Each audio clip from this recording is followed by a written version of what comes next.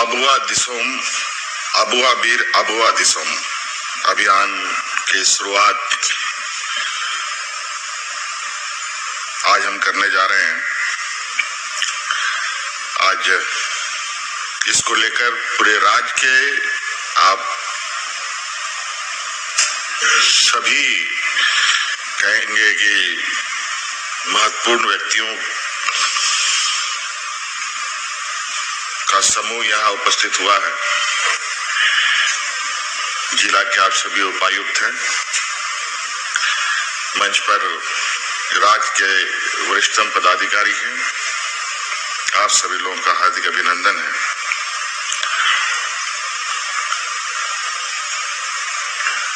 आज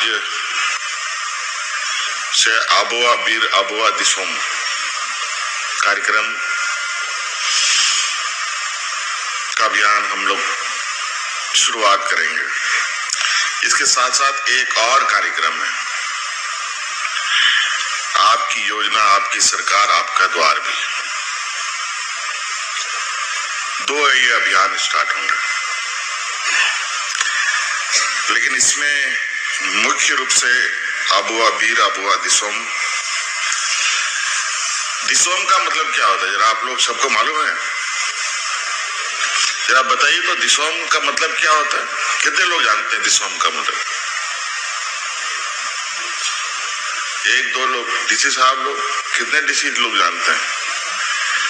है? क्या होता है? हाँ, देश। लेकिन और बीर का मतलब जंगल। चलिए मोटा मोटी थोड़ी सी सन्नाटे में थोड़ी आवाज है।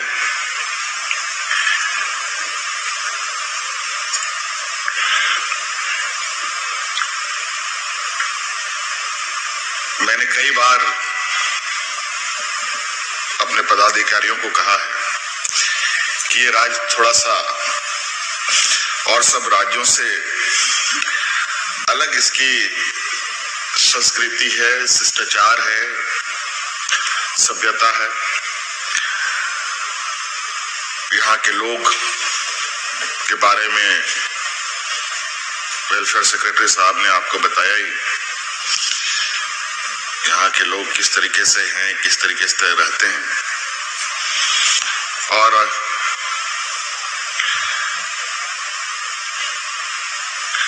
मुझे लगता है कि राज्य अलग होने के बाद जो सबसे पहले काम होना चाहिए वो अब शुरू हो रहा है।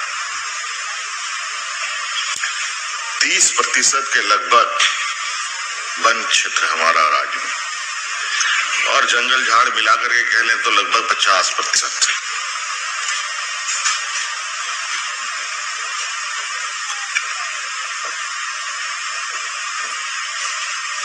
खेती बाड़ी योग उतना नहीं है जितना जनसंख्या के रूप में अगर हम देखें, लेकिन हमारे 80% लोग इन्हीं चीजों पर निर्भर है। कैसे निर्भर है?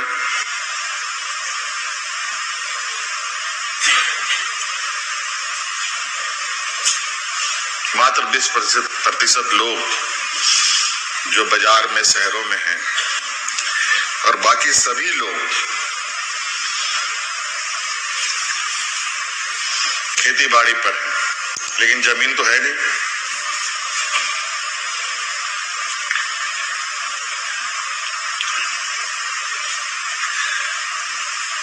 वन अधिकार अधिनियम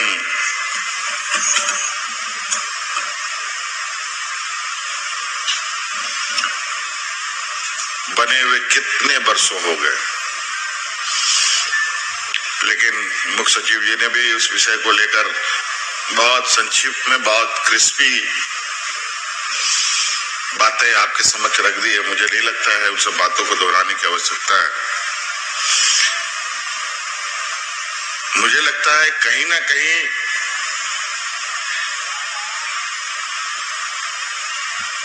बीस वर्षों में या उससे पहले भी इस विषय पर कोई विशेष ध्यान रहा ही नहीं।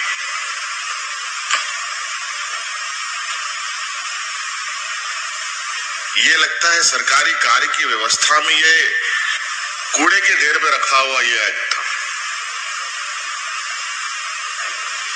और शायद यही वजह है कि आज हम बहुत हुज्जतों के बाद वन अधिकार को एक मुहिम का शक्ल देकर हमें उतरना पड़ रहा है।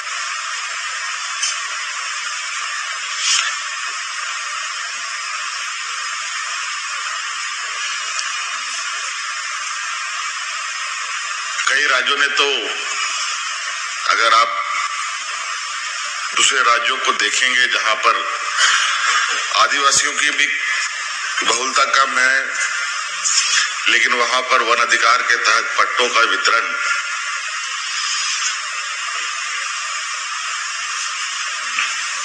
इस तरीके से हुए हैं कि आज मंच पर या सभा में बोलने में भी थोड़ा अच्छा नहीं लगता है कि वो भी और वहां के भी ब्यूरोक्रेट्स, यहां भी हमारे ब्यूरोक्रेट्स, वहां भी आईएएस, आईपीएस, आईएफएस के लोग हैं, यहां भी हैं भरे पड़े। लेकिन ये काम करने में ये अंतर क्यों आता है?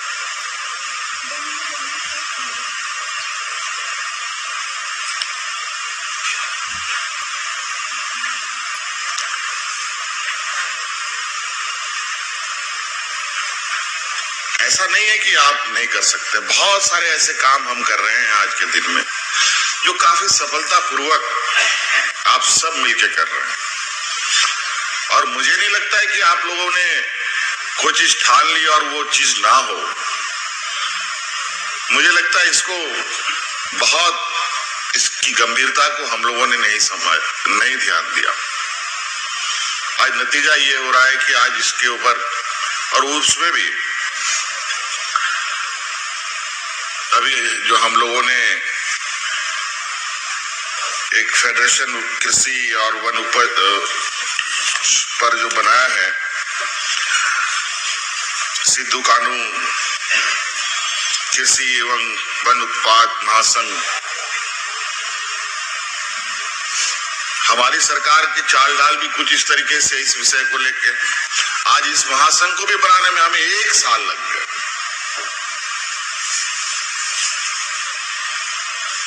ये स्थिति है। चलिए, लग रहा है इस मुहिम को खड़ा होने में लगता है कि इसका हम लोगों ने, अगर हम लोग और थोड़ी दिनों तक ध्यान नहीं दिए होते तो शायद इस राज्य में फॉरेस्ट राइट एक्ट के विषय के बारे में चर्चा करना ही बेकार था, और ना ही उस विषय पर हम लोगों को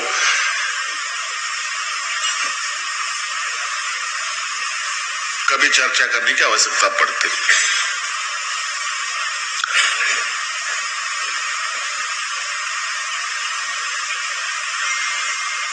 आज मैं बहुत ज्यादा नहीं कहना चाहूंगा और बहुत खरी खोटी भी सुना सकता हूं आज, क्योंकि जिस काम की जरूरत हमें पहले होनी चाहिए थी, करनी चाहिए थी, वो नहीं हो पाई।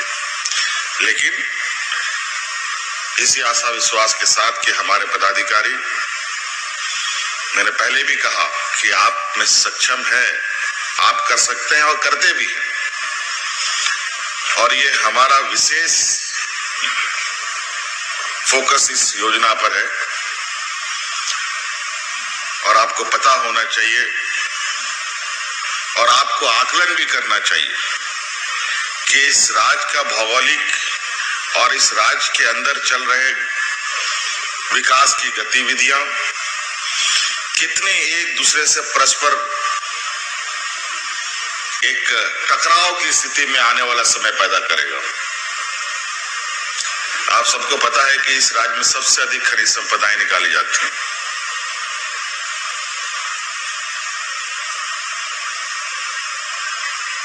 जो वर्तमान खेती योग्य जमीन है उससे भी कोई निकाले जा रहे हैं। आज नहीं कल वो खरी संपदा खत्म होगा। 20 साल, 25 साल, 30 साल, और आजकल जो मशीनें जो आ गई हैं, जिस तरीके से माइनिंग के इक्विपमेंट्स आए हैं, जो काम 5 साल में होता था वो 5 दिन में हो रहा है। तो ये खनन कंपनियां इस राज्य को एक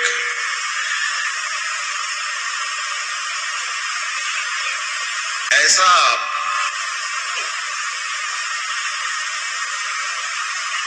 कबाड़ करके खनिज संपदा निकालकर यहाँ के लोगों को ऐसी दुर्दशा में छोड़ेंगे जिसका अंदाजा नहीं है। क्या कोई बता सकता है कहीं भी कोई खनिज संपदा हो रहा है? रामगढ़ का हो या हजारीबाग का हो, चतरा का हो, लातेहार लोहरदगा का हो, साहिबगंज का हो, पाकुड़ का हो, कि कल को उन खदानों को रिक्लेम भी करते हैं, जहां वहां आज धान की खेती होती थी, क्या 30 साल के बाद भी वहां पर धान की खेती होगी?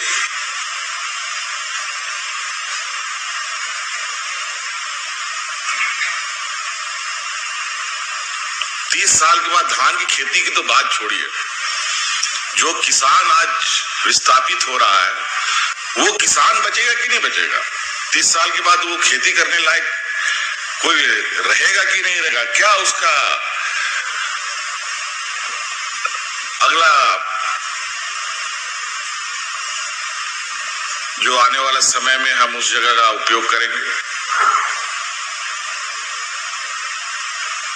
तो कहीं ना कहीं हमें इसीलिए हम लोगों ने बिरसा हरित ग्राम योजना प्रारंभ किया है।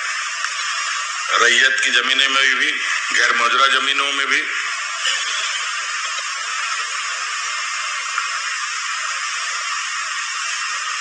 और अच्छा खासा सफलता भी मिल रहा है।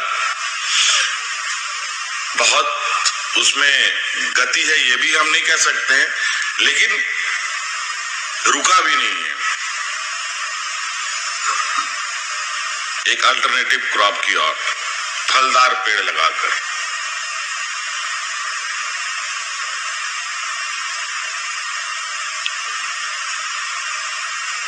तो कई ऐसी चीजें हैं जो आपको अपने जिले के अंतर्गत हो रहे जो भी एक्टिविटीज है उसके अनुरूप वहां के लोगों को डाइवर्ट करना, वहां के लोगों को आच्छादित करना, उनको उस लायक बनाना, ये सभी डीसीज का काम है, सभी उपायुक्तों का ये जिम्मेवारी बनता है। आप जिले के मुख्यमंत्री हैं, छोटे मोटे आदमी नहीं है।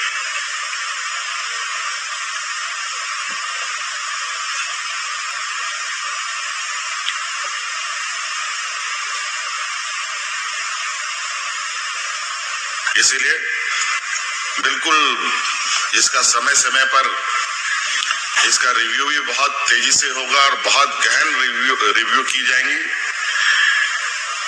इसलिए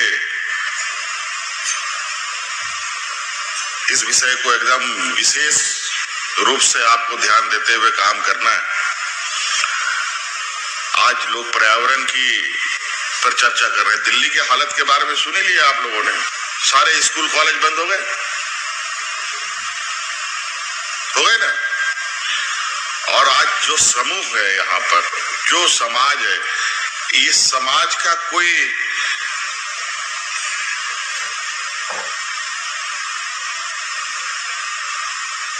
देवघर बासुकीनाथ जैसा भव्य शहर नहीं बन जाता है मंदिरों का।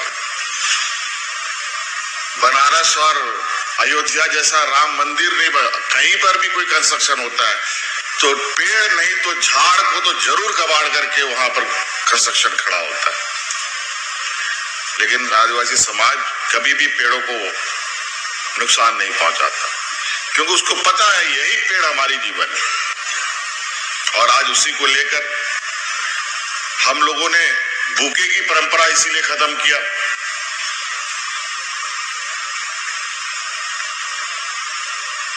कि कम से कम जो पैसे बेवजह की चीजों पे खर्च हो, क्यों नहीं एक एक पेड़ लेकर के अपने घरों पे लगाएं। अपने अपने जो भी पदाधिकारी हैं, आपको घर सभी डीसीज को बंगलोज मिले हुए हैं,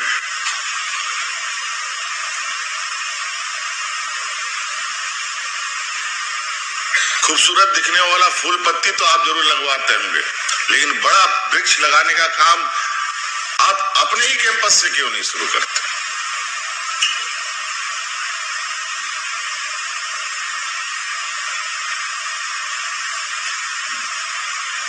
नहीं तो अगली बार से हम लोग इस योजना की ओर जाएंगे कि कोई पदाधिकारी वृक्ष लगाने के लिए तैयार नहीं है तो हम बंगलो क्यों दें?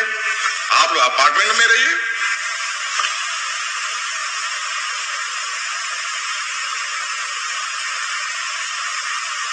व्यक्तिगत जिम्मेवारी जब तक हम सुनिश्चित नहीं करेंगे और व्यक्तिगत अगले की नहीं, खुद की भी व्यक्तिगत जिम्मेवारी हम नहीं फिक्स करेंगे तो इस काम को आगे ले जाना बड़ा मुश्किल है।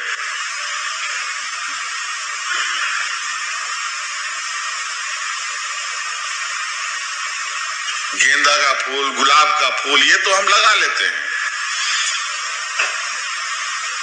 लेकिन कभी जामुन का पेड़ हम अपने कैंपस में नहीं लगाएंगे, आम का पेड़ नहीं लगाएंगे,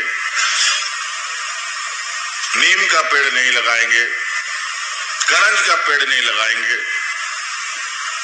लेकिन आज भी झारखंड में कई ऐसे जिले हैं, रांची विशेषकर, जहां अंग्रेजों का अभी भी बंगलोज हैं और उन अंग्रेजों का लगाया हुआ पेड़ आज भी जिंदा है।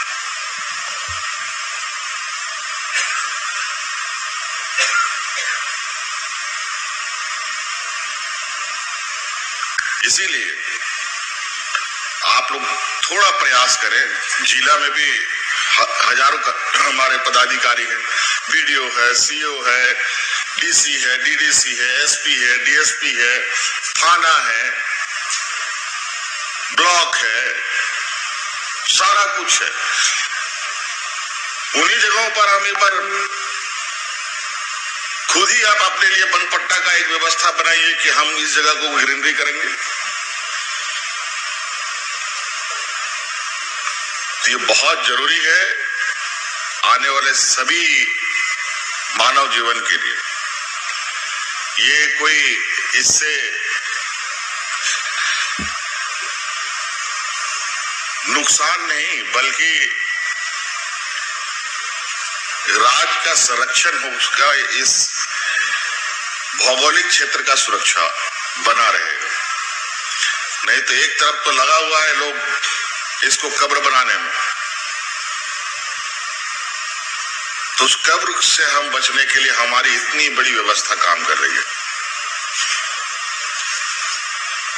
और अभी पट्टा देने का इसका हम जब तक इसको सैचुरेट नहीं करें और इस चैलेंज के साथ अगर हम आगे नहीं बढ़ेंगे तो आने वाला समय में क्या होगा? कुछ लोग फिर जंगलों में घुस करके कुछ जमीनों को साफ करके उस पट्टे में दावेदारी करेंगे।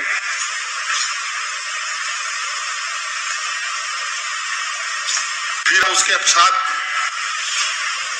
कोर्ट कचहरी, एफआईआर, थाना, जेल करते रहिए।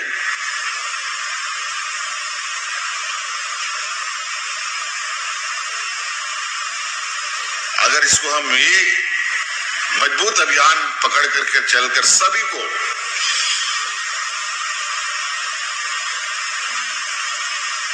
इस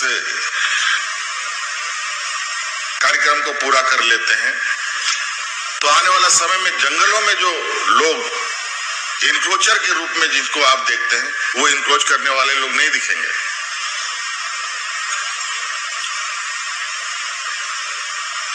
नहीं तो ये परस्पर चलता रहेगा।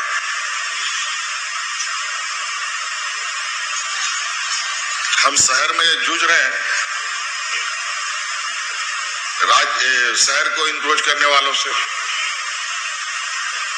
और यहां शहर में तो इसको रोकना संभव नहीं है, लेकिन गांव में हम आज भी इस काम को रोक सकते हैं, लोगों को उसका अधिकार देकर।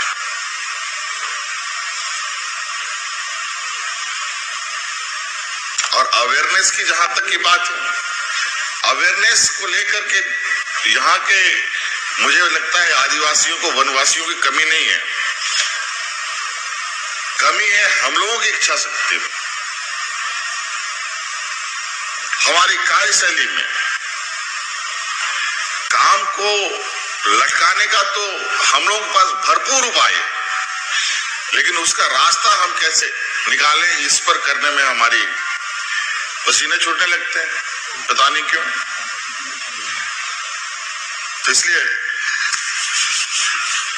आप सब लोग इस चुनौती को, सरकार का एक बहुत बड़ा एक मिशन और इम्पोर्टेंट, हम लोगों ने राशन बांट दिया, पेंशन बांट दिया, धोती साड़ी बांट दी, बहुत कुछ बांट दिया, लेकिन ये एक ऐसी चीजों को हम लोग खड़ा करना चाहते हैं कि आने वाले 5-6 सालों में, 10 सालों में तुरंत इसका असर नहीं दिखेगा, इसमें समय लगेगा इसका असर दिखने में। और 5 से 10 साल के अंदर देखिए, अगर आज हम लोगों ने काम किया है, अगर इसको हम लोगों ने एक निश्चित समय पर मिशन मोड में सैचुरेट कर लिया, तो 10 साल के अंदर अंदर इसका जो परिणाम है वो इस तरीके से दिखेगा, जहां आपको भी गर्व महसूस होगा कि हमारे रीजन में जब आप लोग जब जिला छोड़ करके हेडक्वार्टर में आएंगे, उस समय आपको इस काम का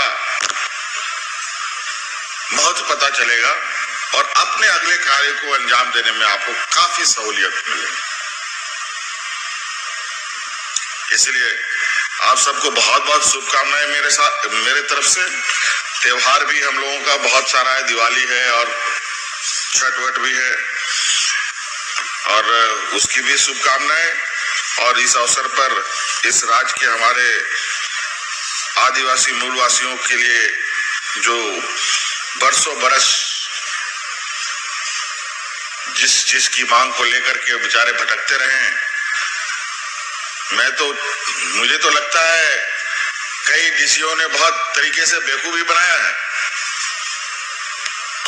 आप लोगों ने मुझसे बनपट्टा बंटवाए हैं कई बार, कई जगह मैंने बनपट्टा बांटा है, लेकिन 1 डिसमिल 2 डिसमिल क्या मतलब होता है?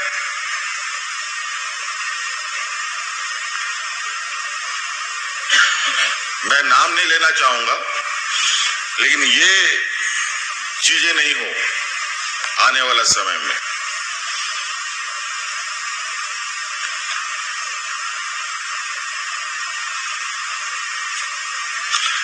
मैं थोड़ा सा बहुत सहनशीलता के साथ बढ़ता हूं,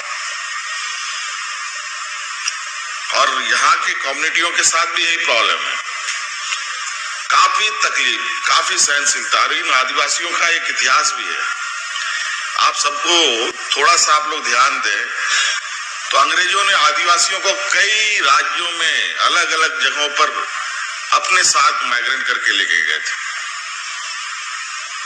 असम लेके गए, बंगाल लेके गए, बेंगलोर तक लोग गए हैं, अंडमान निकोबार तक गए हैं, और कौन कौन उधर छोटा मोटा टापू सब है ढेर सारा, उधर भी लोग को ले जाके रखा गया। क्यों? यही खेती बाड़ी करने के लिए,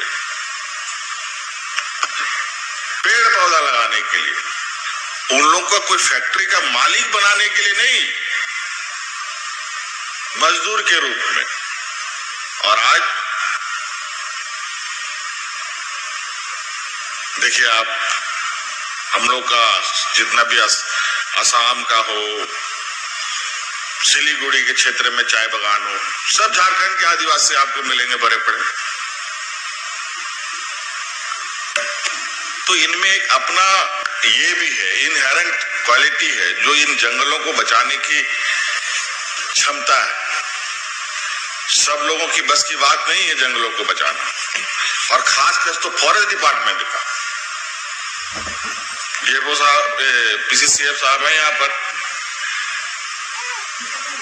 मैं कुछ व्हाट्सएप मैंने तो देखा है तो मेरा तो रोंगटा खड़ा हो गया।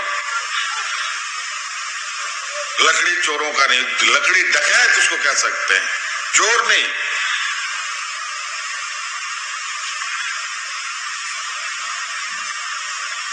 ऐसे तरीके से ये लोग पेड़ नहीं बचाते, वो जंगल में जमीन का नापी करने में इनका अपना समय कटता है। इसलिए इस काम में कोई कमी और लापरवाही भी ना हो। फॉरेस्ट डिपार्टमेंट के सभी डीएफओ और रेंजर ऑफिसर से भी यही कहना चाहूंगा, शिकायत हमारे पास बोरा भर भर के आता है। कई बार जब मैं क्षेत्र भ्रमण पे जाता हूं तो मैं जितनी दरखास्त लेके आता हूं, अगर एक एक दरखास्त लेकर के मैं विभाग में बैठा तो कितने नपे जाएंगे पता नहीं। लेकिन मैं उस स्थिति पे जाना नहीं चाहता। मैं चाहता हूं कि व्यवस्था काम करे, जिसकी हुई जिम्मेवारी उनको मिले, क्योंकि उसी चीज के लिए हम सब लोग इन जगहों पर बैठे हैं। बहुत बहुत धन्यवाद। जोहार।